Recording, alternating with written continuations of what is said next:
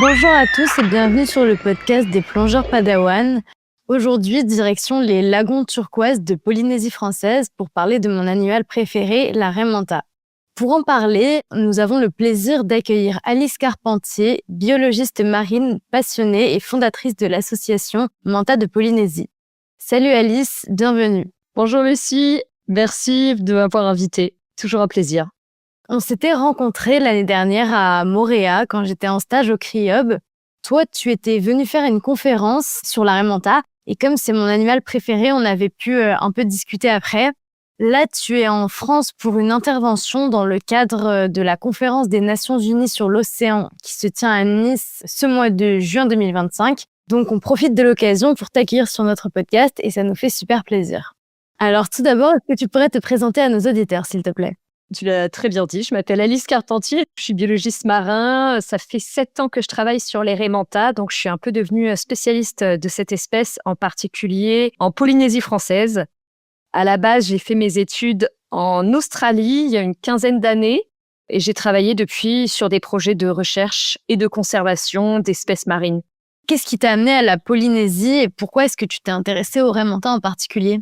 Alors, ça a commencé par les tortues marines. Je travaillais depuis 8 ans sur les tortues marines et je suis arrivée en Polynésie pour travailler avec l'association Te Manao Te Moana qui cherchait quelqu'un pour devenir chargé d'environnement. Je suis arrivée à Moorea, c'est un endroit que je connaissais déjà parce que j'ai de la famille qui habite à Tahiti.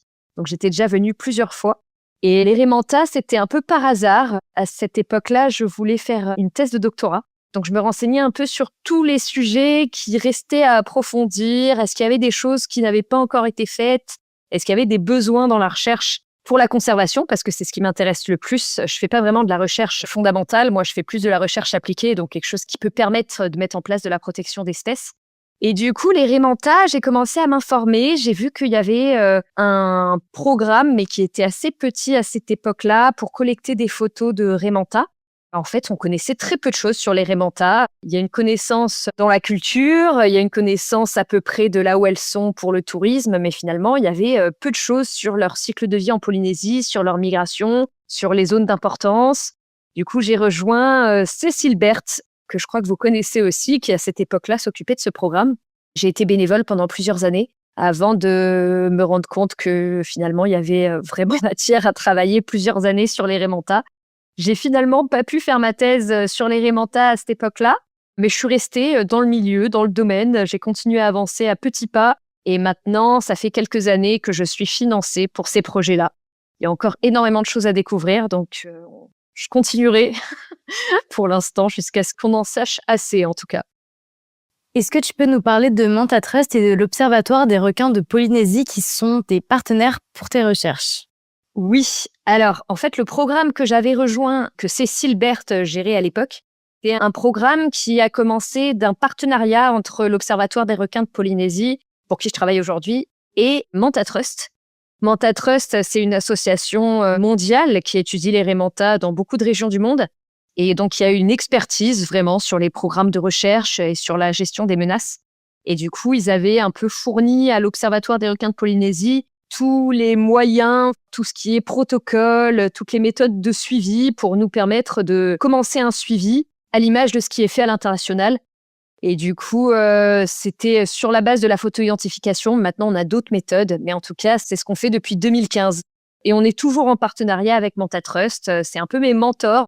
Dès qu'on voit quelque chose qu'on ne peut pas expliquer ou dès qu'on a besoin d'un conseil ou d'une formation sur une technique en particulier, on les contacte. J'échange avec eux toutes les semaines à peu près. Les raies manta, ce sont des créatures incroyables, mais qui sont souvent assez mal connues. Qu'est-ce qui différencie les raies manta des autres raies ?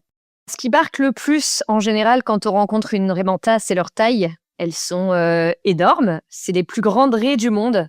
La plus grande raie d'ailleurs qui a été mesurée jusqu'à aujourd'hui, elle mesurait 6,80 m d'envergure. Il y a potentiellement des raies manta qui sont aussi grandes, voire plus grandes aujourd'hui dans l'océan. C'est juste que c'est très dur de les mesurer. Mais en tout cas, voilà, elles sont immenses. En plus de ça, elles sont majestueuses. C'est vraiment, quand on les observe, on a l'impression qu'elles volent. Ça avance assez doucement. C'est des animaux qui arrivent à manœuvrer de façon incroyable. On se rend compte qu'elles ont une forme d'intelligence sociale et une curiosité. Des fois, elles viennent voir qui on est quand on est dans l'eau, ou entre elles aussi, on les voit comme ça se regarder. Et on voit dans leur regard que c'est pas par hasard qu'elles passent là. Des fois, on a vraiment ce sentiment qu'elles sont en train de nous observer, un peu de nous analyser. Donc ça, c'est hyper intéressant. C'est quelque chose, par exemple, qu'en ayant travaillé sur les tortues marines, j'avais jamais vraiment eu cette impression-là. Les tortues marines, c'est un peu des dinosaures. Ça réagit par réflexe et en général, ça interagit pas du tout avec nous, à moins qu'il y ait de la nourriture, mais de façon naturelle et par curiosité, pas vraiment. Avec les raimentas, j'ai vraiment eu ces impressions des fois d'avoir une raimanta qui venait et qui nous regarde, qui nous tourne autour, et si elles se sent à l'aise, elle va rester. Donc ça, c'est assez incroyable sur ces animaux-là aussi. Et bien sûr, ces cornes, c'est assez unique. Ça, c'est pas que les raimentas qui l'ont, c'est les rémobulas. Les cornes, c'est assez particulier. Elles se déroulent, c'est en fait des nageoires. C'est ce qui leur vaut le nom de diable de mer pour les mobulas, et les raimentas les ont aussi. Et ça, c'est très atypique des rémobulas. Est-ce que tu peux nous parler des mobulas? Qu'est-ce que c'est la différence entre mobula et manta, les différentes espèces, etc.? Alors, il y a 11 espèces différentes de rémobulas qui existent dans le monde. C'est pas beaucoup, mais c'est toutes les raies qui ont ces cornes, qui vivent vraiment en pleine eau. Elles se posent jamais sur le fond et elles sont en mouvement constamment. Elles peuvent pas s'arrêter, elles sont obligées d'avancer pour respirer. Les raimentas étaient considérés comme une espèce différente à la base des rémobulas. Et par la génétique, on a appris que, en fait, elles sont assez proches des rémobulas, génétiquement parlant, pour qu'on puisse les inclure dans le même genre. Donc finalement, les raimentas qui étaient appelés Manta alfredi, Manta birostris ont été changés il y a quelques années en Mobula alfredi, Mobula birostris. Génétiquement, elles font partie de la même famille. C'est des espèces qui sont apparues, en tout cas les cornes qui ont poussé sur leur tête, les nageoires céphaliques en fait, sont apparues il y a une 50aine de millions d'années. Ça fait très longtemps et elles ont eu le temps de se développer et de se séparer des autres raies. Alors, il y a plus de 700 espèces différentes de raies dans le monde, mais seulement 11 espèces de rémobulas. Donc, c'est quand même des espèces assez rares et on est encore en train de les étudier. La plupart sont pélagiques, donc elles sont dures à observer. Donc, pour l'instant, pour la plupart des espèces, on n'en connaît pas assez pour savoir leur statut de conservation. Et pareil, leur reproduction, c'est très peu connu. Finalement, la raimanta de récif, c'est celle qu'on connaît le mieux parmi toutes les rémobulas. Il y a une question qui est très fréquente, c'est les raimentas, est-ce qu'elles sont des mammifères ou des poissons? Ce sont des poissons. Toutes les raies font partie de la même famille que les requins, ce sont des élasmobranches. Une façon facile de le voir, c'est les branchies. Les mammifères ont des poumons. Ils sont revenus à la mer après une petite période sur Terre. C'est pas le cas des raies et des requins. Ils ont toujours été dans l'eau, donc ils respirent avec des branchies. Et on les voit sur les raies, elles sont en dessous. Toutes les raies, elles ont 5 branchies, comme les requins finalement. Et qu'est-ce qu'elles mangent, les raimentas? Les raimentas mangent du plancton. Finalement, tout ce qui est le plus gros dans l'océan se nourrit de ce qui est le plus petit dans l'océan. Pareil pour les requins-baleines. Par contre, les rémobulas peuvent se nourrir de petits poissons, donc des larves de poissons. Ça a été étudié, l'alimentation des raimentas et des rémobulas, et ils ont vu que les raimentas ne peuvent pas attraper les petits poissons, potentiellement parce que leur bouche est trop grande et elles vont lentement quand elles se nourrissent, ce qui fait que les petits poissons, ils arrivent toujours à ressortir de la bouche. Ce qu'elles préfèrent, c'est le plancton, et aussi ce qui a été remarqué par les scientifiques, c'est que c'est pas n'importe quel plancton, elles ont certaines espèces de plancton qu'elles préfèrent. Des raimentas plus âgées, elles sont capables de traverser une zone très riche en plancton et choisir de pas se nourrir parce que finalement, c'est pas le plancton qu'elles cherchent. Elles vont avancer un peu et puis trouver la zone avec le plancton qu'elles préfèrent. Donc, elles ont quand même un choix alimentaire qu'elles font, et apparemment, quand elles sont plus jeunes, forcément, elles le font moins. Mais quand elles grandissent et qu'elles ont goûté à plusieurs choses, elles ont l'air d'avoir leur petite préférence. Comment est-ce qu'on peut différencier les deux espèces de raimanta, alfredi et birostris? Alors, la première chose déjà, c'est leur habitat. Donc, faut savoir où est-ce qu'on est en train d'observer une raimanta. Si c'est dans un lagon, c'est forcément une raimanta de récif. Si c'est proche des côtes, il y a de fortes chances que ça soit des raimentas de récif. C'est occasionnellement des raimentas océaniques, aux marquises un peu plus d'ailleurs. Rien qu'en regardant l'habitat, on peut avoir une première idée sur ce qu'on est en train d'observer. Physiquement, elles ont aussi des différences. Donc, la taille, c'est un premier critère. La raimanta de récif, elle va faire en moyenne 3-4 mètres d'envergure et elle peut faire au maximum 5 mètres. La raimanta océanique, elle fait en moyenne 5 mètres d'envergure et elle peut faire jusqu'à 6 mètres 80. Donc, elles sont beaucoup plus grosses, les raimentas océaniques. Et ensuite, le motif est différent sur leur dos. Les raimentas océaniques, elles ont une sorte de forme blanche sur la tête qui ressemble un peu à un T, alors que les raimentas de récif, elles ont une forme qui ressemble un peu plus à un Y. Sur le ventre, les taches, que d'ailleurs on utilise pour la photo-identification, les taches, elles sont pas situées au même endroit. Les raimentas de récif, les taches sont entre les branchies, et les raimentas océaniques, les taches sont en dessous des branchies. D'accord. Donc ça, c'est ce qu'on peut utiliser aussi. Les raimentas ont l'un des plus gros cerveaux du règne animal en comparaison à la taille de leur corps. Tu nous le disais, quand on les fréquente, on perçoit une forme d'intelligence. Tout à fait. On voit que c'est des animaux qui sont très complexes. On sait maintenant que l'intelligence, elle repose pas forcément sur la taille du cerveau, mais c'est un indicateur qu'elles ont des complexités. Les scientifiques, ils ont vu qu'elles ont autour de leur cerveau un réseau sanguin qui permet de protéger le cerveau du froid. Ça permet au cerveau de rester actif même quand elles descendent très profond. Pour l'instant, on ne sait pas trop ce qu'elles vont faire au fond d'ailleurs, à part de la nourriture, mais qui sait, peut-être qu'elles ont aussi des interactions sociales. En tout cas, oui, la taille de leur cerveau est quand même particulière. Maintenant, on va parler de ton programme d'études. Tu suis les mantas dans les lagons de Polynésie. Est-ce que tu peux nous raconter la genèse de ce programme ? Comme je disais un peu plus tôt, en fait, il y a eu ce programme à partir de 2015 qui est né, qui était vraiment un programme de photo-identification, de sciences participatives. Ça, c'était via l'Observatoire des requins de Polynésie, qui est déjà une association qui collecte de façon participative toutes les informations sur les raies et les requins. Mais ce qui a changé, c'est que là, on avait besoin des photos pour commencer à faire un catalogue d'identification des raimentas. C'est ce qui m'a amené dans le programme. Et ensuite, en 2019, on avait envie de développer ce projet potentiellement dans une thèse. Mais on s'est rendu compte que finalement, il n'y avait même pas encore les publications qui nous permettaient de dire que c'était un besoin et qu'il y avait... En fait, on avait besoin d'un premier rapport ou quelque chose qu'on pouvait utiliser pour justement mettre en avant le fait qu'il y a des raimentas en Polynésie, mais on ne connaît pas grand-chose sur elles. Et du coup, c'est là que moi, j'ai fait la première publication avec l'aide de Cécile Berth et de beaucoup de chercheurs de Manta Trust, notamment Guy Stevens, qui est le fondateur, et aussi Joanne Mourier, qui avait été le premier scientifique qui a publié sur les raimentas en Polynésie, notamment aux Marquises. Et il y avait aussi Fabrice Jain, qui est encore dans le projet actuellement, qui m'aide beaucoup, donc qui est un scientifique spécialiste aussi des suivis de raies et de requins. Et du coup, on a fait cette publication en 2019 avec à peu près 320 raimentas à l'époque qui avaient été identifiés. Donc maintenant, je recommande plus trop d'aller voir cet article parce que 320, vu ce qu'on a aujourd'hui, ça paraît vraiment tout petit. On avait assez de données pour montrer qu'il y avait une importance à les étudier. Et c'est aussi dans cette publication qu'on a vu qu'il y avait un chiffre inquiétant. 33% des individus des îles de la Société ont été blessés au moins une fois par l'homme. Et c'est ce chiffre-là qu'on a avancé les années suivantes pour pousser un peu le projet et avoir les autorisations et les financements pour pouvoir continuer. En 2020, moi, j'étais encore en recherche de projets, de financement. C'était un peu difficile à cette époque-là. Et c'est là que un hôtel à Bora Bora a sollicité Manta Trust pour faire un partenariat. Moi, j'étais sur place. C'est moi qui suis allée là-bas pour lancer ce partenariat. Et donc, Manta Trust est toujours basé à Bora Bora maintenant en partenariat avec l'hôtel Conrad. Moi, j'ai passé 1 an et demi là-bas, juste assez de temps pour pouvoir faire des suivis tous les jours et pouvoir envoyer des rapports très réguliers à la direction de l'environnement. Et c'est ce qui a fait qu'à un moment, la direction de l'environnement m'a demandé de faire un projet d'études sur les 2 espèces et sur la région. Donc là, j'ai quitté le projet à l'hôtel. C'est une collègue qui a repris le projet avec qui je travaille quotidiennement, qui est Virginie Poli. Et moi, du coup, je suis passée à l'Observatoire des requins de Polynésie pour pouvoir diriger le programme avec la DIREN. L'an dernier, quand on s'était vu en Polynésie, c'était le moment où moi, j'avais terminé la première année de projet que j'avais fait pour la DIREN. Et j'étais un peu dans un entre-deux pour attendre la suite et voir ce qu'on allait pouvoir faire.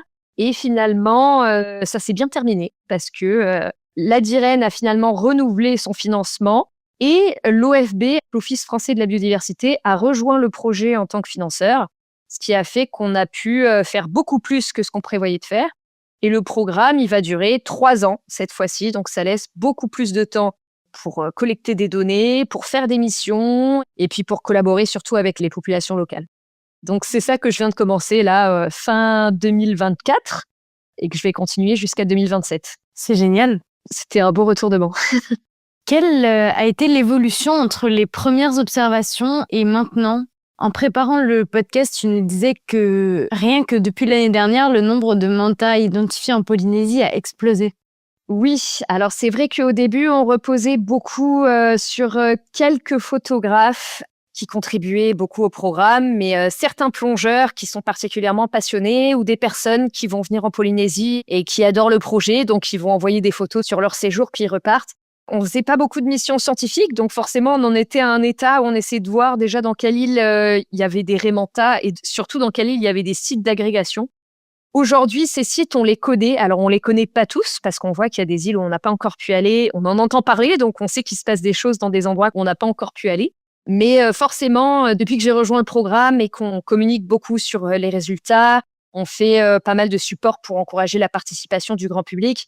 On reçoit des photos des Raimentas tous les jours et aussi nos missions qui augmentent en nombre. Et du coup, notamment, il y a Maya qui travaille pour Manta Trust et qui est aux Marquises en ce moment. Aux Marquises, les identifications, c'est le tout début. Des fois, en un jour, elle voit 100 nouvelles Raimentas qui ont été identifiées. Waouh! Donc, on en est à ça. Et c'est vrai qu'aux Marquises, des fois, il y a des groupes entre 50 et 100 individus.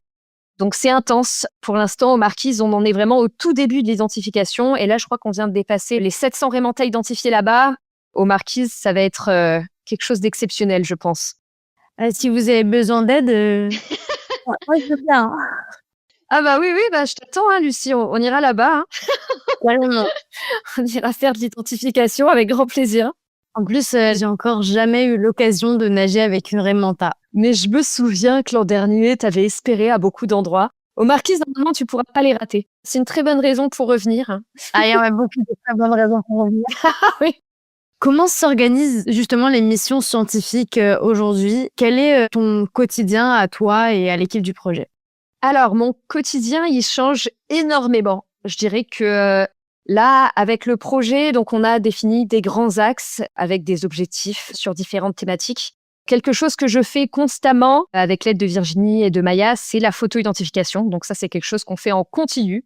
Soit on est à l'eau et on collecte des photos, ça c'est génial. Moi, dernièrement, j'ai été très peu à l'eau, malheureusement, parce que on a fait beaucoup d'autres missions qui étaient plus sur le tourisme. C'était un peu la première étape de ce projet.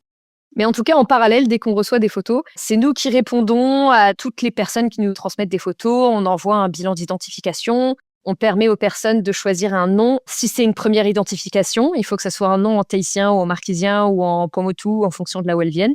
On envoie des rapports réguliers, on fait des communications. Donc ça, c'est toute la partie animation de la photo-identification. Ensuite, là, dans le programme que je viens de commencer pour la Dirène, on a fait toute une partie sur le tourisme qui était assez urgente parce qu'en fait, le tourisme augmente très vite en Polynésie et de plus en plus de personnes veulent aller voir les Raimentas. Et pour l'instant, il n'y avait pas vraiment une réglementation précise sur les Raimentas. Elle a été énormément travaillée sur les baleines à bosse. Mais sur les Raimentas, en fait, dans la réglementation actuelle, c'est interdit d'aller voir une Raie Manta. Maintenant, le tourisme, il s'est développé par lui-même. Il existe donc, avec la direction de l'environnement, on a lancé une grosse consultation publique dans toutes les îles où il y a du tourisme sur les Raimentas, avec les professionnels, pour définir ensemble une charte d'observation. Donc, c'est vraiment quelque chose de très basique. C'est du bon sens pour beaucoup de personnes, hein. C'est des règles de base comme ne pas sauter du bateau quand on se met à l'eau, ne pas toucher une Raie Manta. On a rajouté ne pas faire d'apnée pour les sites lagonaires, du fait que c'est des sites qui sont peu profonds et on s'est rendu compte que l'apnée, elle pouvait avoir des conséquences sur les Raie Manta et les faire fuir. C'est tout plein de règles qu'on a décidé avec les professionnels et là, on est en train de valider cette charte d'observation. La première étape, c'est de changer la place des Raie Manta dans le code de l'environnement pour pouvoir permettre d'autoriser le tourisme. Moi, ces derniers mois, j'ai fait que ça, beaucoup de consultations touristiques, des réunions pour essayer de se mettre d'accord. Le but, c'est pas de pénaliser le tourisme. Le but, c'est vraiment de trouver un équilibre entre le tourisme et la préservation des Raie Manta. Parce que finalement, en respectant des règles strictes sur le tourisme, on s'est rendu compte que les mantas, elles peuvent ne pas être dérangées. Mais par contre, il faut que tout le monde ait les mêmes règles et aussi former les guides et préparer des supports pour pouvoir faire de la sensibilisation. Donc tout ça, ça vient aux premières parties de ce projet.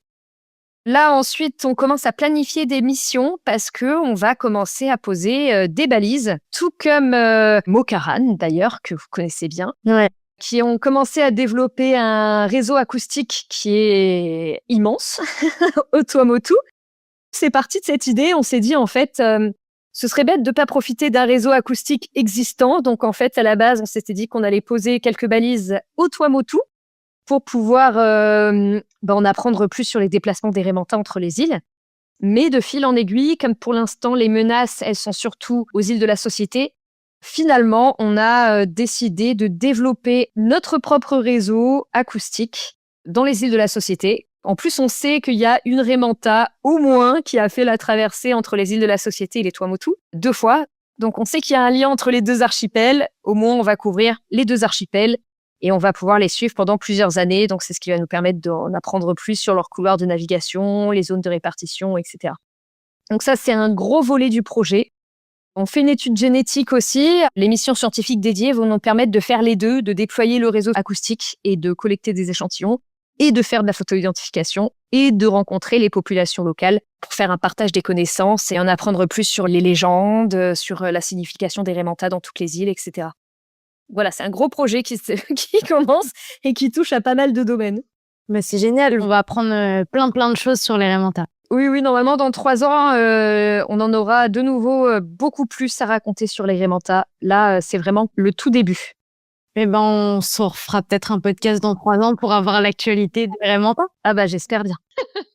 Tu nous as dit tout à l'heure que vous avez un hôtel comme partenaire, plus généralement avec le nombre de plongeurs en Polynésie française. Est-ce que vous avez une partie de sciences participatives dans votre programme ? Oui. En fait, ce programme, il a commencé par de la science participative et maintenant on le complète avec des missions scientifiques et des partenariats avec des centres de plongée en particulier. Mais le côté science participative, ça reste quelque chose de prioritaire dans ce projet. Déjà parce que je trouve que c'est un outil qui est exceptionnel de pouvoir travailler tous ensemble pour collecter des données sur les Rhémanta. Moi, j'adore cette méthode parce que c'est vrai que la photo, en fait, on ne dérange pas les Rhémanta. C'est quelque chose qui est non invasif tant qu'on ne va pas s'approcher trop près, tant qu'on respecte l'animal. Mais en tout cas, c'est une méthode qui est parfaite pour moi. On peut rester loin, on peut s'arranger pour que la manta, elle nous voit pas, et pourtant, on collecte une donnée. On n'a pas une bague à aller poser, donc c'est assez facile de les suivre via les photos.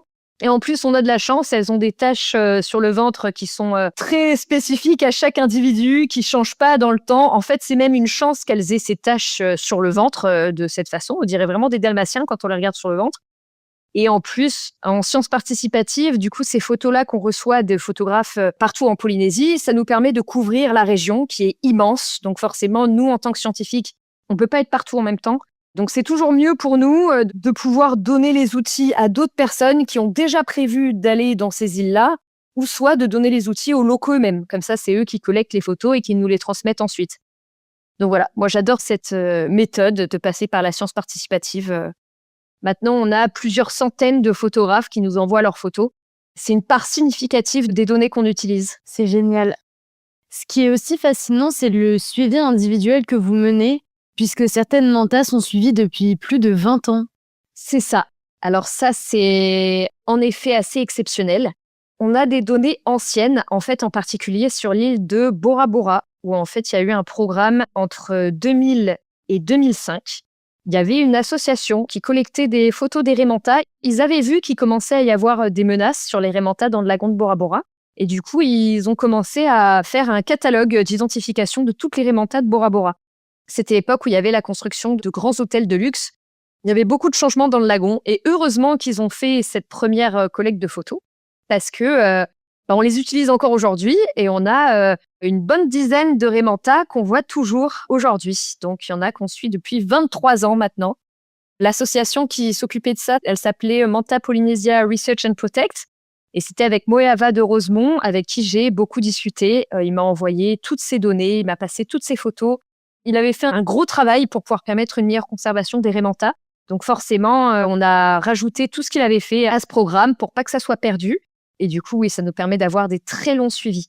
Donc, il y a ça à Bora Bora. Il y a aussi à Tikehau. Il y avait un plongeur qui nous a envoyé énormément de photos en 2011, 2012, 2013. C'est Vincent Truchet. Et du coup, il y a beaucoup de mantas de Tikehau que maintenant on suit depuis plus de 10 ans. Donc voilà, on a des très longs suivis. Et là, on commence à identifier aussi des bébés. Donc ça, c'est hyper intéressant à faire parce que quand on a une image d'un bébé, on va pouvoir savoir à peu près leur durée de vie. C'est quelque chose qu'on ne sait pas encore pour les Rhémanta. Les scientifiques pensent qu'elles ont une durée de vie de 40-50 ans, mais on ne connaît pas ce chiffre. Pour l'instant, les plus longs suivis dans le monde, c'est plus de 35 ans. Donc nous, on va être dans les premières populations suivies depuis très longtemps où on va pouvoir connaître leur durée de vie dans une trentaine d'années ou qui sait, peut-être qu'elles sont centenaires, on verra combien de temps ça dure. Mais là, on a un bébé à Bora Bora, par exemple, qu'on suit depuis 8 ans. Donc on l'a vu dans ses premières semaines, ça on a pu le voir parce qu'il avait les taches très claires, il était tout petit, il était extrêmement curieux et il est toujours là. Donc ça fait 8 ans qu'on le suit dans le lagon. On l'a toujours pas vu dans les paranuptiales. Donc, pour l'instant, à notre connaissance, il ne se reproduit pas encore. Ça doit être un ado Raymanta. Mais du coup, on le suit avec grande attention et on va en apprendre plus aussi sur leur cycle de vie, sur leur reproduction. Et ça, c'est vraiment par Raymanta qu'on fait ça. C'est un suivi individuel. Ça mesure combien à peu près un bébé Raymanta? Alors, dans ce qu'ils ont vu, parce qu'en fait, des naissances de Raymanta dans le monde, ça n'a jamais été vu dans le milieu naturel. Les Raymanta femelles, elles sont très fortes. Elles arrivent à trouver des endroits où elles sont à l'abri des regards. Nulle part au monde, on a vu la naissance d'une Raymanta, sauf en aquarium. Et du coup, en aquarium, ils ont vu que les bébés, ils naissaient entre 1,5 m à 2 mètres d'envergure. Donc, ça reste un très gros bébé. Ah oui. Nous, ce qu'on a vu, en tout cas en Polynésie, on a reçu des images de bébés qui ont l'air plus petits. Parce que sur l'image, on voyait les mains. Et ça, c'est le cas de Raymanta de Manihi. En fait, le centre de plongée là-bas, Bernard et Martine, ils nous avaient envoyé une vidéo d'un bébé Raymanta. Eux, ils avaient dit, on pense qu'il mesurait environ 60 cm. Moi, j'ai envoyé les images à Guy Stevens et à d'autres experts pour qu'ils puissent évaluer aussi à l'œil, parce que moi, clairement, j'avais vu que ça mesurait pas 1,5 m. Il était beaucoup plus petit. Et en effet, Guy Stevens m'a confirmé que c'était un bébé qui devait faire environ 1 mètre, ce qui est très petit pour un bébé Raymanta. Il m'a d'ailleurs dit que la seule fois où il a vu un bébé aussi petit, c'était en Polynésie. Donc nous, on se demande si les petits en Polynésie, ils naissent plus tôt. Une autre inquiétude que j'ai eue face à des tout petits bébés, c'est que peut-être que la mère a été dérangée et que du coup, elle a donné naissance prématurément à son petit. Parce que ça a été prouvé que les raies, quand elles sont stressées, elles donnent naissance. Et c'est vrai que c'est étonnant. Alors pour l'instant, on va voir. Si on revoit en Polynésie des petits bébés comme ça en pleine santé, potentiellement ils naissent plus petits qu'1,5 m. En moyenne, en tout cas dans le monde, c'est 1,5 m à 2 mètres. Tu nous as beaucoup parlé de photo-identification depuis le début de l'épisode et de la facilité d'identifier les mantas. Mais on a appris que les mantas peuvent en quelque sorte changer de couleur ou en tout cas s'obscurcir ou s'éclaircir. C'est quelque chose qui doit quand même pas faciliter l'identification. Oui, alors heureusement, ce changement de couleur, il a lieu sur le dos de la Raymanta. Et nous, ce qu'on utilise pour l'identifier, c'est vraiment le ventre. Par contre, c'est vrai que sur le dos, on s'est rendu compte que les Raymanta, donc elles ont un mucus, elles ont un mucus qui est très épais, qui les protège. Et normalement, il est noir. C'est une sorte de pâte noire de protection qui fait quand même quelques centimètres d'épaisseur. Et a priori, ce mucus, il change de couleur. On ne sait pas exactement pourquoi. Ça a été vu pour la première fois de façon évidente dans un aquarium, donc en captivité, où il y avait une Raymanta dans un bassin et ils ont rajouté une autre Raymanta dans ce bassin. Et au moment de l'interaction entre ces deux mantas, elles ont changé de couleur en quelques minutes. Donc on a compris qu'il y avait un facteur social qui peut rentrer. Alors après, c'est des poissons et les poissons sont capables de changements de couleur assez impressionnants pour ce qui est social ou pour la reproduction. Donc c'est pas étonnant que les Raymantelles changent de couleur, mais c'est vrai que ça avait jamais été remarqué de façon évidente. C'est assez surprenant, elles peuvent passer de très sombre à très clair en quelques minutes. Et ils ont observé ça dans l'aquarium aussi, quand ils rajoutaient une source de nourriture. Donc au moment de les nourrir, en général, elles changeaient de couleur. Donc il peut y aussi avoir quelque chose qui est lié à l'alimentation. Nous, on voit au fur et à mesure qu'on suit les Raymanta dans le lagon, maintenant on arrive à les reconnaître. Dans certains sites, on les connaît très bien et on les reconnaît visuellement. Ou soit quand elles sont blessées, c'est très facile de les suivre, on voit les cicatrices. Et on voit certaines mantas qui changent de couleur énormément, qui passent de sombre à clair ou de clair à sombre. D'autres Raymanta qui changent très peu de couleur. Et moi, quelque chose qui m'a marqué, c'est aux marquises. Elles sont très sombres par rapport aux Raymanta que moi j'ai vu personnellement à la société ou au Tuamotu. Aux marquises, il y a des Raymanta où on voit même pas le blanc, en fait. Elles sont toutes noires. Donc ça aussi, c'est quelque chose qu'on regarde. Est-ce qu'avec certaines mantas, vous avez des interactions plus fréquentes? Donc, par exemple, des individus qui viendraient plus facilement au contact? Oui, elles ont des personnalités, ça on le voit dans l'eau. Il y a des Raymanta qui restent très furtives. Les mâles, d'ailleurs, en particulier, souvent les mâles sont plus furtifs que les femelles. Mais au-delà de ça, c'est vrai que des fois, on a l'impression, alors l'impression parce qu'on ne pourra jamais savoir, on en a l'impression en tout cas, qu'il y a certains individus qui prennent confiance avec nous et qui reviennent plus facilement. Donc on se rend compte qu'ils ont une façon de mémoriser. Il y a aussi des guides locaux. Alors souvent, ils vont me dire, moi, il y a cette Raimanta-là, celle qui est comme ça, moi, elle vient tout le temps au-dessus de moi, très proche. C'est possible, en fait. C'est vrai que ça peut arriver qu'une Raimanta, elle ait un lien particulier si elle s'est sentie en confiance avec quelqu'un. Et là, l'année dernière, il y a eu une situation qui était géniale, c'est qu'il y a eu un bébé Raimanta à Tikehau qui est extrêmement social. Souvent, ils sont très joueurs sur les premières semaines, les premiers mois de leur vie. Mais là, ce bébé, il a eu 1 an, là d'ailleurs, il n'y a pas longtemps. Et dès que les gens m'envoyaient des photos ou des vidéos de ce bébé, il avait toujours ce comportement extrêmement joueur. Il y a même une vidéo d'un plongeur, enfin carrément, le petit bébé Raimanta est venu, il lui a touché la tête. Et vraiment, on voit que c'était ce qu'il voulait faire. Il est arrivé très doucement, il s'est arrêté au-dessus du plongeur et puis il l'a touché du bout de l'aile. Ça se voit que c'était volontaire, il voulait le toucher, il l'a touché. Et du coup, c'est très intéressant à voir que ce petit bébé-là, il a rendu tous les observateurs très heureux. Tout le monde avait l'impression d'avoir vécu un moment incroyable. Ils se disaient, ah, on a vu ça. Et j'étais, ah bah oui, c'est encore notre petit bébé qui, j'espère, va rester comme ça encore longtemps. Donc, il y a certaines Raimanta qui sont différentes. Ça, on le voit, qui sont plus sociales. Moi, j'avais vu un bébé Raimanta à Bora Bora qui n'interagissait jamais avec nous. Mais par contre, il était toujours en train d'embêter les autres Raimanta. Il essayait de leur grimper sur le dos. À chaque fois que je voyais un petit bébé qui était en train d'embêter la manta, j'étais sûre que c'était le même bébé que j'avais vu quelques semaines avant. Donc voilà, ils ont leur petite façon de jouer et leur caractère. Ça, on le voit. Tu as aussi évoqué les études de génétique et la Mokaran Protection Society. Est-ce que, comme pour la mission Tamataroa qui étudie les grands requins marteaux, vous utilisez la photogrammétrie laser pour mesurer les mantas? Alors, pour les mesurer, en fait, la Mokaran Protection Society nous avait prêté une platine l'an dernier, hors saison pour eux, au moment où les requins marteaux n'étaient pas là. Ce qui nous a permis de tester la méthode sur les Raimanta. Malheureusement, c'est pas une méthode idéale sur les Raimanta parce que il faut qu'on soit au-dessus de la Raimanta pour pouvoir avoir les 2 points du laser. Et les Raimanta, elles sont jamais vraiment à l'aise quand on les suit au-dessus. Et en fait, il y a d'autres méthodes. En fait, c'est la stéréo-vidéo-photogrammétrie. C'est une autre méthode de mesure qu'on peut faire à l'aide d'une platine, mais qui se fait à l'aide de caméra au lieu de laser. Et pour cette méthode-là, on peut se placer derrière la Raimanta. Ça nous permet de vraiment voir en plus le moment où elle descend ses 2 ailes en même temps, parce que finalement, le mouvement des ailes, quand on est placé au-dessus d'elle, c'est dur de savoir à quel moment ces 2 ailes sont à l'horizontale et à quel moment, du coup, on a la plus grande taille de la Raimanta. Alors que si on les suit, on pourra voir à la caméra à quel moment les 2 ailes sont à l'horizontale et avoir une mesure avec le moins de différence possible, parce que toujours, il y a un petit biais.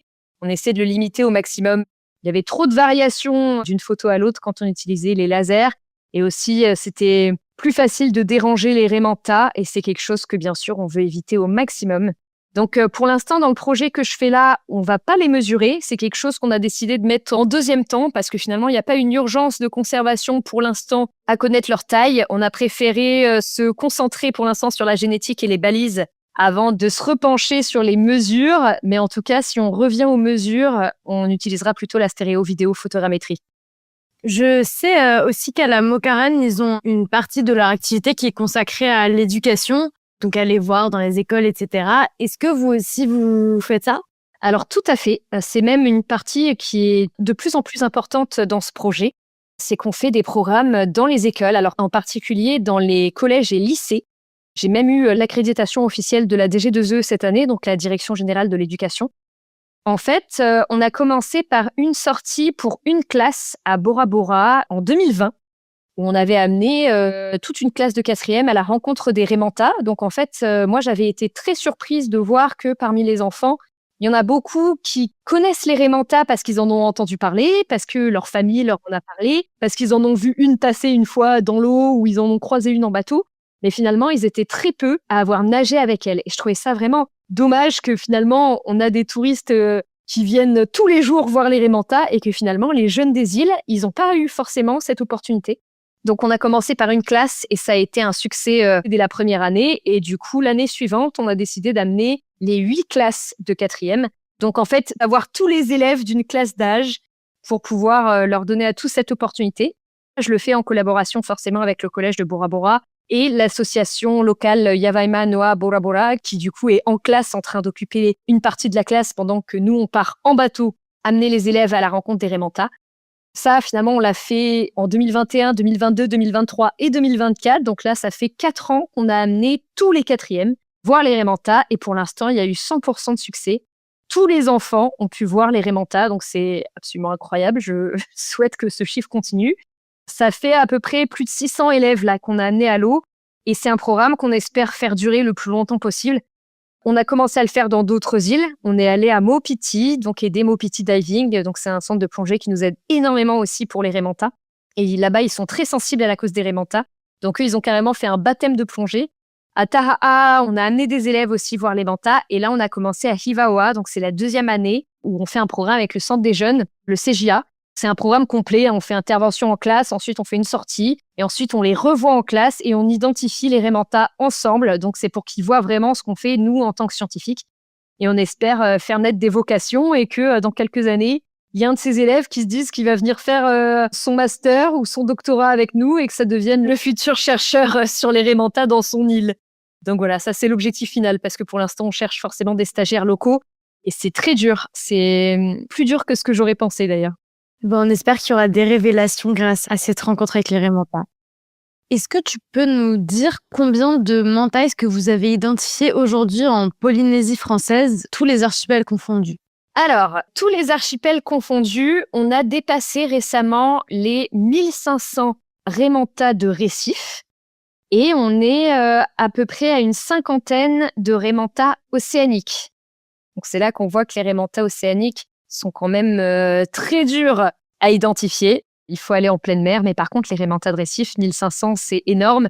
Et c'est un chiffre que je pense qu'on va facilement doubler ces prochaines années parce qu'on a un effort de suivi maintenant qui n'a rien à voir avec ce qu'on faisait avant.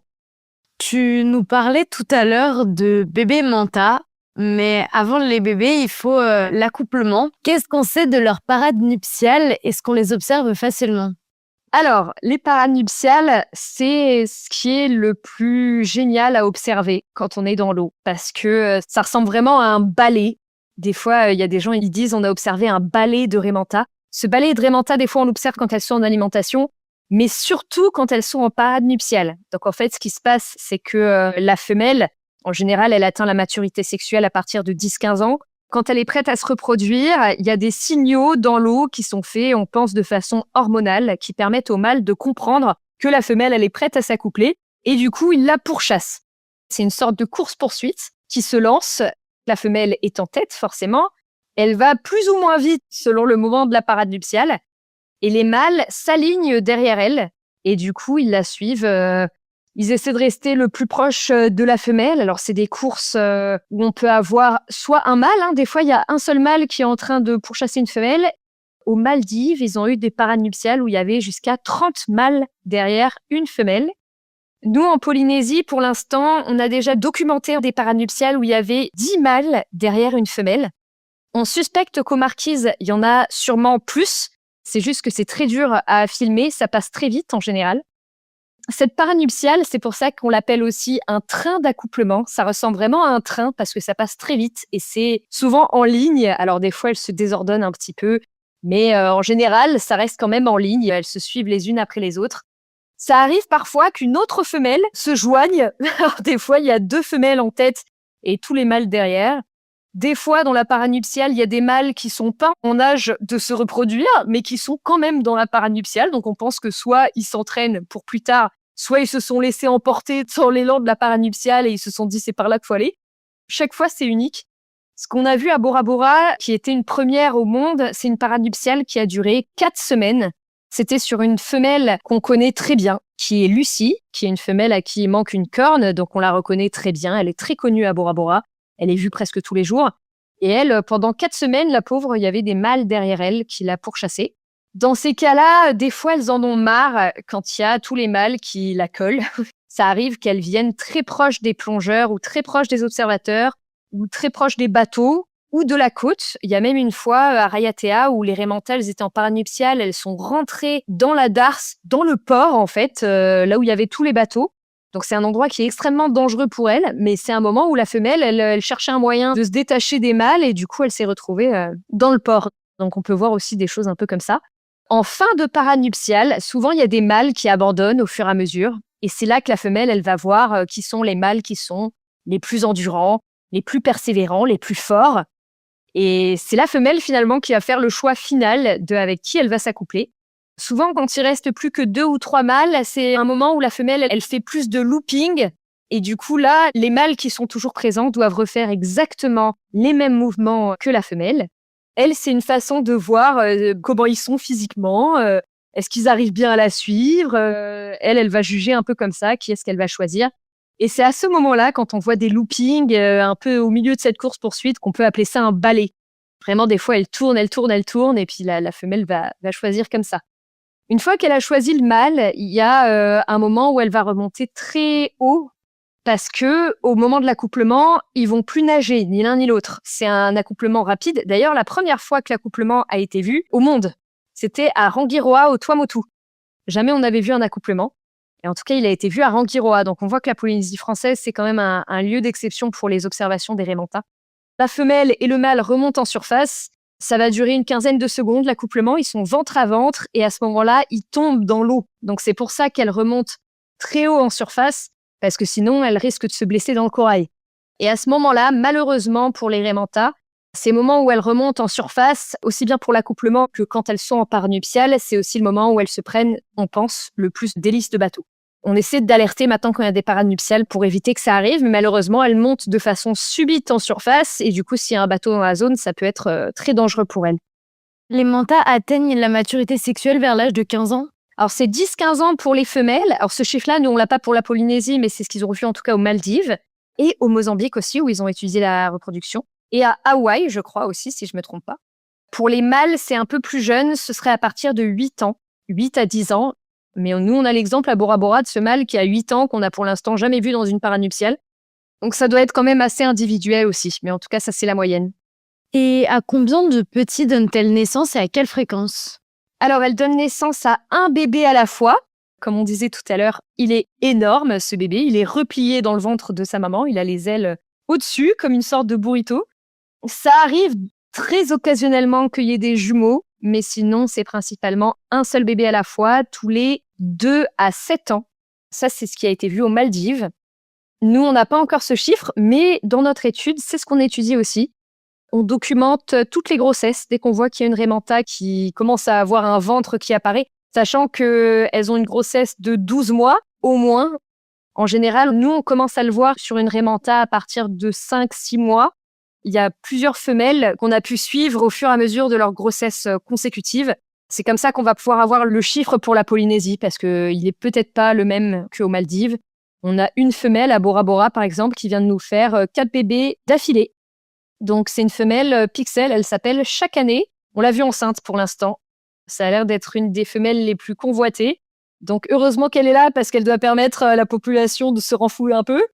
Mais c'est pas le cas de toutes les raimentas, bien sûr, mais en tout cas, c'est ce qu'on suit pour chaque femelle. Et est-ce que pour la reproduction, il y a des périodes de l'année? Alors, ça peut être toute l'année. En tout cas, nous, on a eu des paranuptiales qui ont été enregistrées toute l'année. Par contre, il y a clairement des moments dans l'année où on en voit plus. De ce que disent les experts, quand on leur a posé la question aussi, parce que nous, on a vraiment l'impression, par exemple, à Bora Bora, qu'en juillet-août ou en janvier, on a des sortes de périodes où on voit beaucoup de paranuptiales. Eux nous ont dit que c'était très dépendant de là où est la source de nourriture et que finalement, c'est peut-être un moment où on a plus de raimentas qui sont dans une zone et que comme il y a plus de mâles et de femelles qui se rencontrent, c'est là qu'on a plus de paranuptiales. Donc ça peut jouer. Ce qu'on voit aussi partout dans le monde, c'est que quand une femelle est sur le point de donner naissance, elle est vraiment énorme. Là, il y a des paranuptiales sur cette femelle-là. Donc, c'est un moyen que les mâles ont de savoir qu'en fait, bientôt, elle va donner naissance. Donc, en fait, bientôt, on a notre chance. Donc, il vaut mieux qu'on soit dans le coin au moment où elle aura donné naissance. Et il y a même des accouplements qui ont lieu dans les jours à venir, finalement, après qu'elle ait donné naissance. Ça, c'est assez triste à voir pour les femelles parce qu'elles sont énormes, les pauvres, et puis elles sont pourchassées dans tous les sens. Mais on voit que finalement, le timing des femelles, il joue beaucoup dans le moment où on voit beaucoup de paranuptiales aussi. Donc ça, on l'étudie aussi. Au-delà des périodes de reproduction, est-ce qu'il existe des interactions entre les individus? Est-ce que les raimentas, elles ont une vie sociale comme certains grands mammifères? Alors, on se pose la question. On a vu que c'était des animaux très sociaux, en tout cas dans des études qui ont eu lieu dans d'autres pays. Il y a eu notamment une étude en Indonésie où ils se sont rendus compte que quand il y avait parfois 2 raimentas qui se croisent, elles se mettent à bouger leurs cornes, leurs nageoires céphaliques, donc les nageoires de la tête, de façon particulière et que ça pourrait être une façon de communiquer. Ce serait possible parce qu'en fait, c'est vrai que finalement, leurs nageoires céphaliques, elles les utilisent uniquement pour l'alimentation et pourtant, elles sont extrêmement mobiles. Elles peuvent prendre des positions très particulières. Donc c'est vrai que peut-être qu'elles arrivent à communiquer avec ça. Nous, c'est quelque chose qu'on regarde en Polynésie. On filme beaucoup des interactions. Moi, j'ai pas l'impression de l'avoir remarqué, mais en tout cas, on collecte toutes les vidéos. Peut-être qu'un jour, on en aura assez pour voir ce qu'il en est.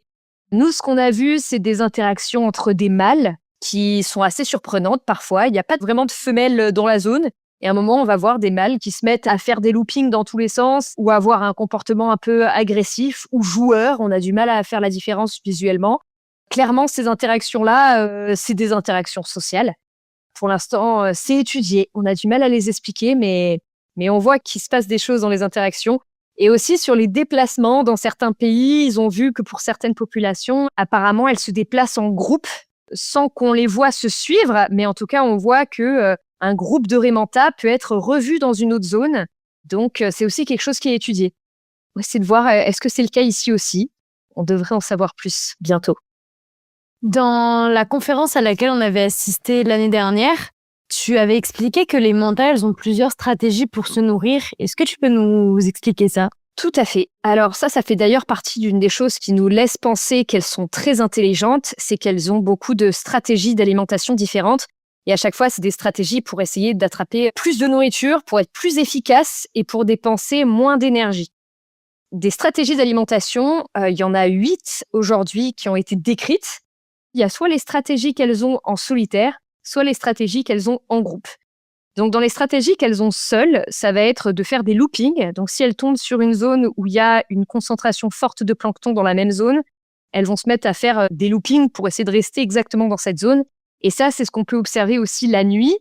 S'il y a un lampadaire allumé proche de l'eau et que le plancton s'accumule à ce niveau-là, des fois, la nuit, on voit des raimentas qui tournent sous la lumière.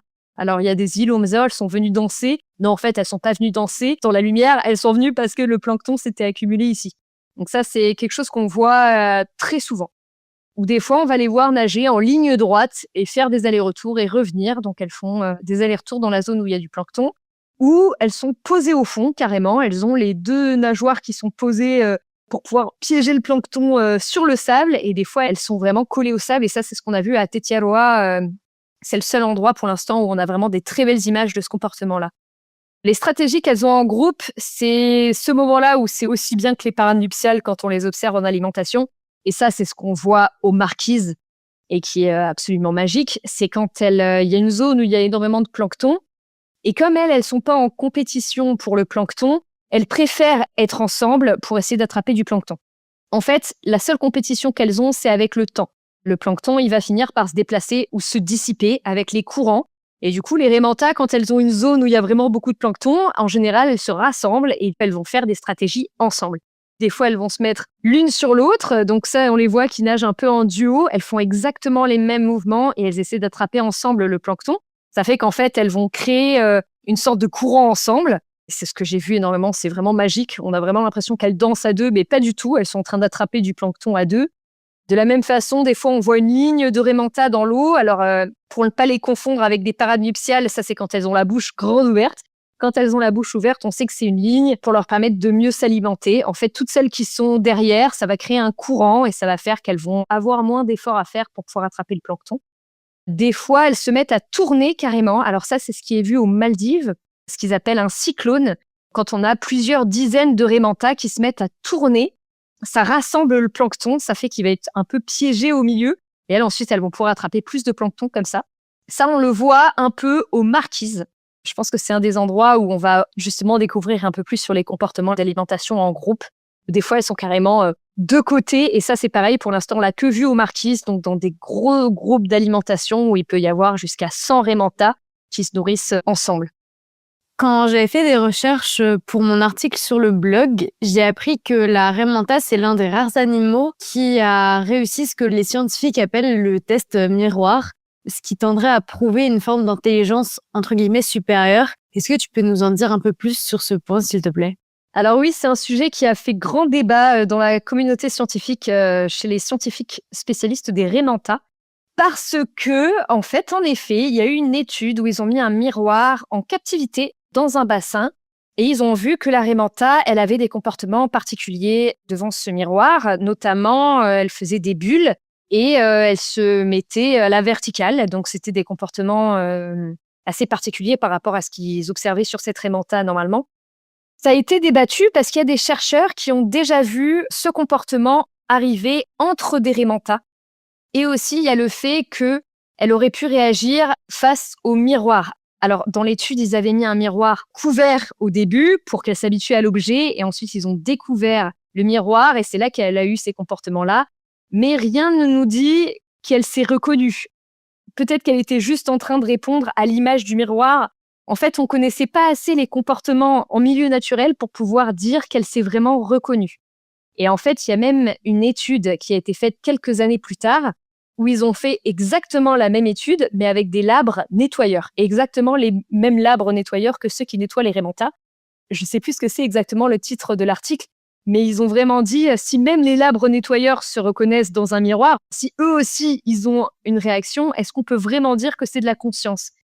C'est encore extrêmement débattu. Il y a eu des réponses d'articles scientifiques en articles scientifiques avec cette étude-là.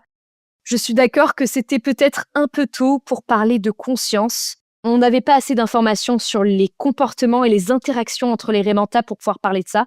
Ce qui est vrai, c'est que par contre, ça a fait un buzz international. La chercheuse a d'ailleurs dit qu'elle avait jamais parlé de conscience dans son article, mais en tout cas, quand ça a été repris et diffusé dans le monde entier, parce que c'est quelque chose qui intéresse énormément les gens, de savoir est-ce que c'est une espèce qui peut se reconnaître dans le miroir, finalement, on n'en est pas encore sûr. Ça n'a pas pu être confirmé pour l'instant. Tu nous as expliqué que parfois les raies s'approchent des humains ou de la surface par curiosité pour se nourrir ou pour se reproduire. Et tout ça, ça rend d'autant plus important la question de leur protection. Et là, les chiffres sont assez inquiétants.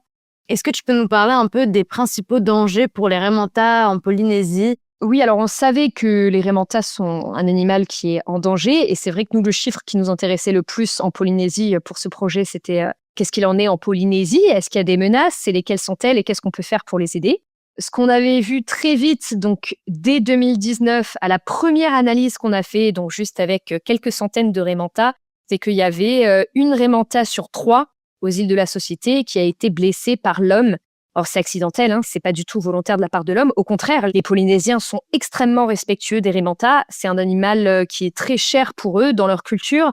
Et c'est aussi ce qu'ils considèrent comme taura dans certaines familles. Donc, c'est un ancêtre protecteur. En fait, ce qu'on voit dans Vaiana, dans le Disney, avec la grand-mère qui devient une raie manta, c'est vraiment ce qui se passe en Polynésie. Donc, forcément, ils veulent pas blesser les raies mantas, mais ça arrive accidentellement.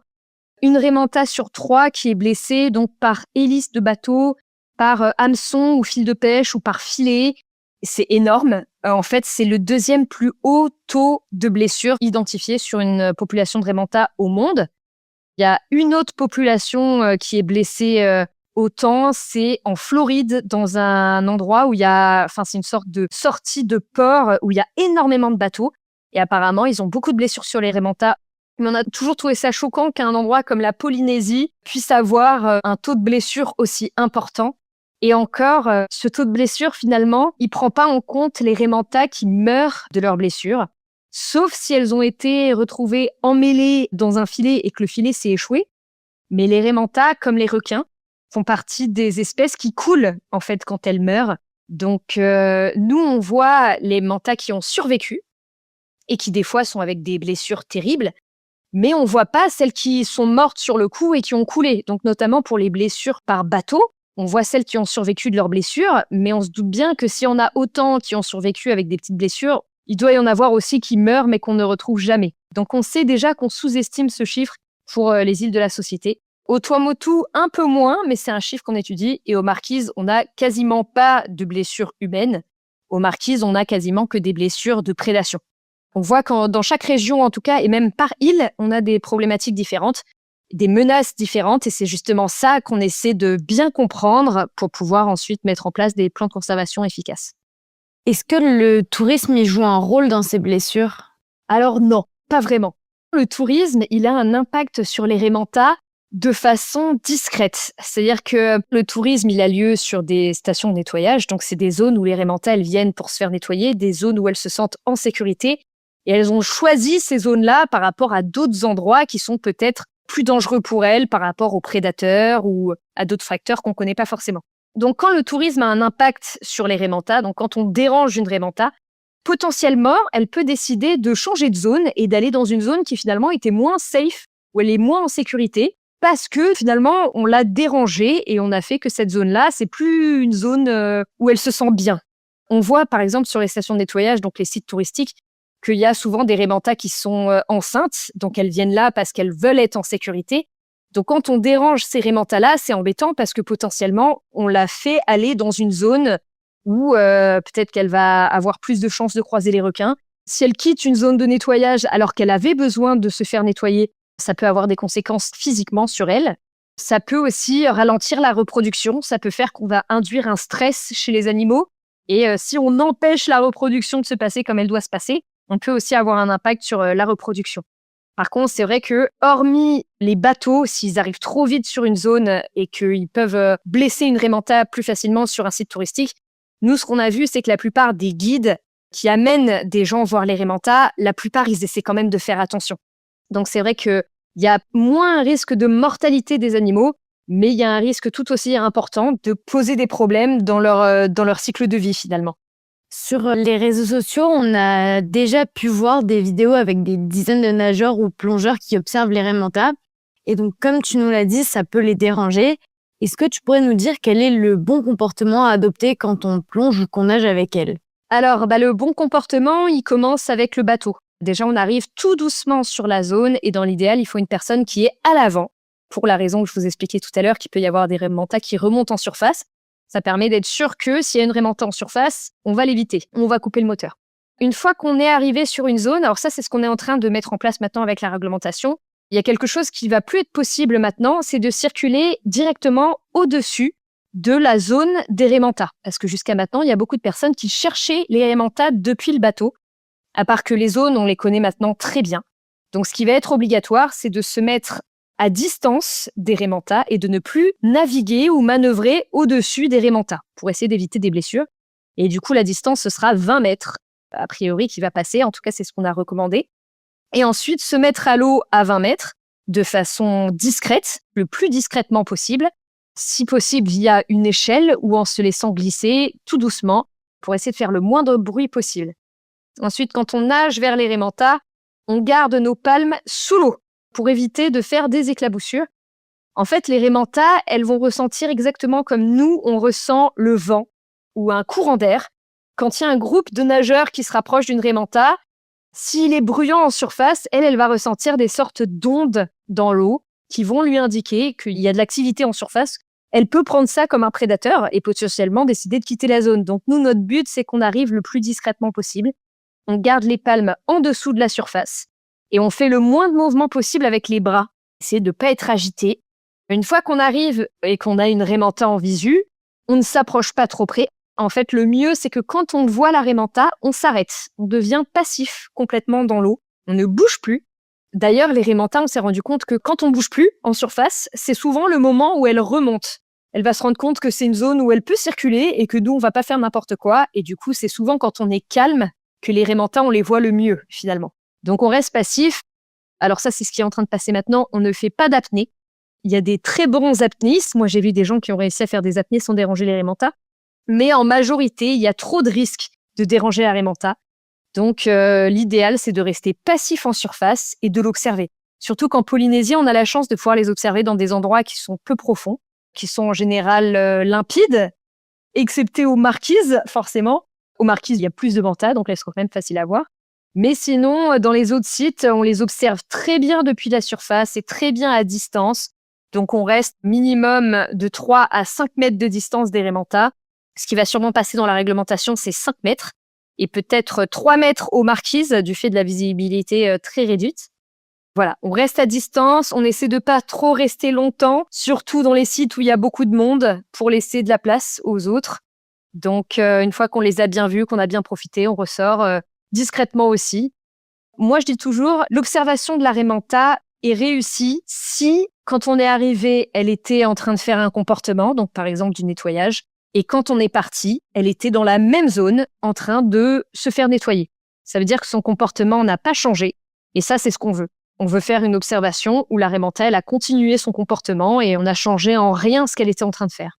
C'est assez amusant tout ce que tu dis, puisque c'est exactement ce qu'il faut faire pour observer les baleines, les dauphins ou les autres cétacés. Oui, alors c'est vrai que finalement, ce qui s'est passé sur les baleines à bosse, ça a été un très long travail de réglementation et elle a encore changé cette année. Donc c'est une réglementation qui évolue constamment. Maintenant, ça fait déjà 15 ans qu'ils travaillent sur les baleines à bosse et sur des moyens d'améliorer le tourisme. Nous, c'est vrai qu'en Polynésie, ça arrive un petit peu en retard, mais on rattrape. Alors, c'est pas aussi strict que pour les baleines à bosse. On n'a pas fait d'autorisation, d'accréditation pour les prestataires. Pour l'instant, on en est vraiment aux premières étapes. On va mettre à jour la réglementation et faire énormément de sensibilisation. Et on va voir déjà si ça règle les problèmes assez ou s'il faut qu'on la revoie dans un an. Donc, on a parlé des dangers en Polynésie, mais mondialement, est-ce qu'il y a d'autres dangers pour les raies mantas? Alors oui, et d'ailleurs, c'est la raison principale du fait qu'on a perdu énormément de raies mantas dans le monde, c'est qu'il y a une pêche ciblée pour les raies mantas qui a eu lieu dans le monde entier, qui est illégale, c'est du trafic. Il y a beaucoup de pays qui se sont mis à pêcher les raies mantas pour les branchies, vendues dans des pays asiatiques, pour faire ensuite des médicaments ou des soupes. Ça a soi-disant des bienfaits pour la respiration, pour la santé. Alors c'est quelque chose qui est bien sûr pas du tout prouvé. C'est basé sur des croyances, mais ça a fait qu'il y a beaucoup de pays qui se sont mis à pêcher le plus de raies mantas et de raies mobula possible pour pouvoir ensuite les envoyer illégalement. Alors heureusement, en Polynésie française, ça n'arrive pas. Elles sont vraiment très respectées dans la culture polynésienne, donc ça c'est une chance pour elles. Une autre menace qu'il y a, qui est très problématique, c'est la pêche accidentelle. Donc, en particulier, des bateaux qui utilisent les seines. Donc, c'est ces filets gigantesques censés pêcher une espèce de poisson, mais qui se retrouvent à pêcher énormément d'autres espèces. Et du coup, les animaux meurent dans les filets et ils sont ensuite rejetés à la mer. Donc, c'est terrible dans beaucoup de régions. Et c'est terrible dans le Pacifique aussi. Heureusement qu'en Polynésie, dans toute la ZEE, donc dans tout le territoire polynésien, la pêche à la seine est interdite. Donc en fait, ça c'est une chance pour les raies mantas. Elles peuvent circuler librement et elles n'ont aucun risque de se faire attraper par ces gros filets. Par contre, dès qu'elles sortent de la ZEE, là il y a une flotte de pêche qui fait peur. D'ailleurs, c'est des centaines, des milliers de bateaux qui sont autour de la ZEE avec ces seines, des thoniers senneurs, et qui peuvent attraper les raies mantas à l'extérieur. Ça, c'est une de nos inquiétudes pour les raies mantas océaniques, d'ailleurs en Polynésie. Parce que les raies mantas océaniques sont capables de faire des migrations beaucoup plus longues que les raies mantas de récif. Aux Marquises, la ZEE, finalement, elle commence pas si loin des Marquises. Et du coup, comme il y a beaucoup de raies mantas océaniques aux Marquises, on se doute que les raies mantas océaniques, potentiellement, elles sortent de la zone et elles peuvent se faire attraper par les navires, principalement chinois. C'est assez terrible pour les raies mantas. Tu nous l'as dit, tout ce programme a commencé avec la science participative. Aujourd'hui, comment est-ce qu'on peut participer concrètement à votre programme? Où et comment est-ce qu'on peut vous contacter? Alors, ce programme, il est toujours ouvert à tout le monde, surtout qu'il y a de plus en plus de personnes qui ont des appareils photo dans l'eau. Pour participer, il faut nous envoyer les photos des rencontres. Quand on est en snorkeling, forcément, c'est dur d'avoir des photos des taches du ventre. Mais comme il y a beaucoup de cicatrices, on est intéressé même par les photos du dos. Parce qu'en fait, de plus en plus, on arrive à les reconnaître par le dos grâce à une cicatrice, quelque chose de particulier sur un animal. Donc, toutes les photos nous intéressent. Pour nous les transmettre, tous les moyens sont possibles, j'ai envie de dire. Par mail, l'adresse c'est mantadepolynésie@gmail.com. Par Facebook, on a notre groupe qui s'appelle Manta de Polynésie. Par Instagram aussi, qui s'appelle Manta de Polynésie. Et sinon, il y a par WhatsApp, le même numéro que j'ai mis sur le groupe Facebook, plus 689 87 37 73 84. Tous les moyens sont bons. Nous, tant qu'on a reçu les images, on est très heureux. Avec les images, il nous faut le site d'observation. Si c'était pas un site touristique, il nous faut le point GPS, idéalement, et le jour, la date. Et après, tout ce qui peut compléter l'observation, donc le comportement qu'elle avait, est-ce qu'il y avait d'autres raies mantas dans la zone, toutes les informations que nous, ensuite, on peut rajouter dans nos données. Mais c'est vrai que l'information principale, c'est quand même la date, le site et du coup la photo de l'Aremanta. Nous, ensuite, en retour, on répond toujours et on répond assez vite, en général, dans les jours qui viennent, voire le jour même, et on essaie de donner les informations sur l'Aremanta, donc son historique, si on l'avait déjà. Et si c'est une nouvelle, on donne l'opportunité à l'observateur de lui choisir un petit nom en polynésien, donc en tahitien, en marquisien ou en Paumotu. Ça marche. Alors, on ajoutera en description du podcast tous les liens vers les réseaux sociaux de Manta de Polynésie et des partenaires cités. Si vous êtes passionné par les mantas ou simplement curieux, n'hésitez pas à aller suivre les aventures d'Alice et de ses collègues. Alice, merci infiniment d'avoir pris ce temps pour nous. C'était vraiment super intéressant. Ben, merci à toi, avec plaisir.